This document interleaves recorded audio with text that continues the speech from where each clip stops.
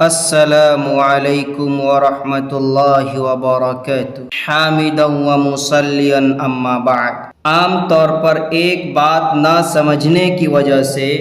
بعض اوقات گمراہیاں اور غلط فہمیاں پیدا ہو جاتی ہیں۔ وہ یہ کہ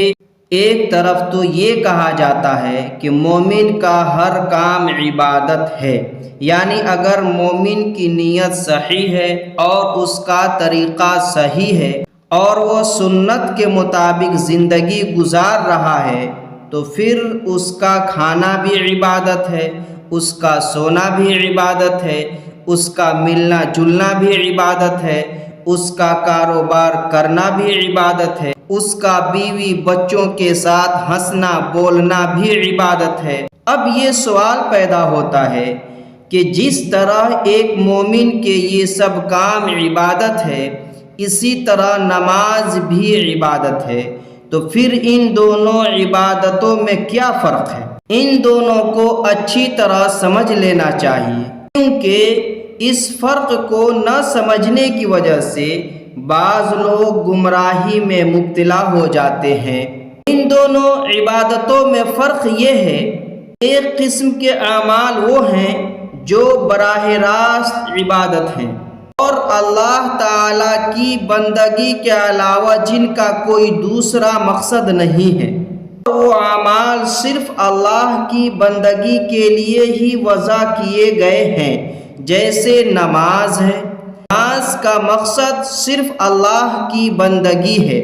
کہ بندہ اس کے ذریعے اللہ تعالیٰ کی عبادت کرے اور اللہ کے آگے اپنا سر جھکائے۔ اس نماز کا کوئی اور مقصد اور مصرف نہیں ہے، لہذا یہ نماز اصل عبادت اور براہ راست عبادت ہے۔ اسی طرح روزہ، زکوٰۃ، ذکر، تلاوت، صدقات، حج اور عمرہ، یہ سب اعمال ایسے ہیں کہ ان کو صرف عبادت کے لیے وضع کیا گیا ہے، ان کا کوئی اور مقصد اور مصرف نہیں ہے، یہ براہ راست عبادت ہیں۔ ان کے مقابلے میں کچھ اعمال وہ ہیں جن کا اصل مقصد تو کچھ اور تھا، مثلا اپنی دنیاوی ضروریات اور خواہشات کو پوری کرنا، لیکن اگر مومن بندہ اپنے دنیاوی کاموں کو بھی نیک نیتی سے اللہ کے مقرر کیے ہوئے حدود کے اندر نبی صلی اللہ علیہ وسلم کی سنت کے مطابق انجام دیتا ہے، وہ کام کرتا ہے، تو اللہ تبارک و تعالی اپنے فضل و کرم سے ان کاموں پر بھی ویسا ہی ثواب دیتے ہیں جیسے پہلی قسم کی عبادات جیسے نماز، روزہ وغیرہ پر ثواب دیتے ہیں۔ لہذا نماز، روزہ، صدقات، زکوٰۃ وغیرہ یہ براہ راست عبادت ہے اور عبادت کی پہلی قسم ہے۔ شریعت کے دائرے میں رہ کر دنیاوی ضروریات اور خواہشات کو پوری کرنا یہ بالواسطہ عبادت ہے اور یہی عبادت کی دوسری قسم ہے۔ مثال کے طور پر اگر کوئی بیوی بچوں کے حقوق ادا کرنے کے لیے جائز اور شریعت کے دائرے کے اندر رہ کر کماتا ہے اور اس نیت سے رزق حلال کماتا ہے کہ میرے ذمے میری بیوی کے حقوق ہیں، میرے ذمے میرے بچوں کے حقوق ہیں، میرے ذمے میرے نفس کے حقوق ہیں،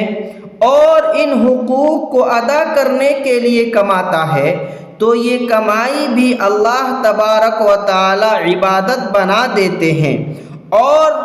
اس کمائی پر اللہ تبارک و تعالی اجر و ثواب دیتے ہیں۔ لیکن اصل میں کمائی کرنا عبادت کے لیے نہیں بنایا گیا ہے، اس لیے کہ یہ کمائی کرنا براہ راست عبادت نہیں ہے بلکہ بالواسطہ عبادت ہے، ایک واسطہ اور ایک ذریعہ سے عبادت ہے۔ اس لیے ہمارے اوپر ضروری ہے شریعت کے دائرے میں رہ کر کمانا چاہیے، تاکہ ہمارا یہ کمانا عبادت بن جائے اور اس کمائی پر اللہ تبارک و تعالی کی طرف سے ہمیں اجر و ثواب ملے۔ السلام علیکم ورحمۃ اللہ وبرکاتہ۔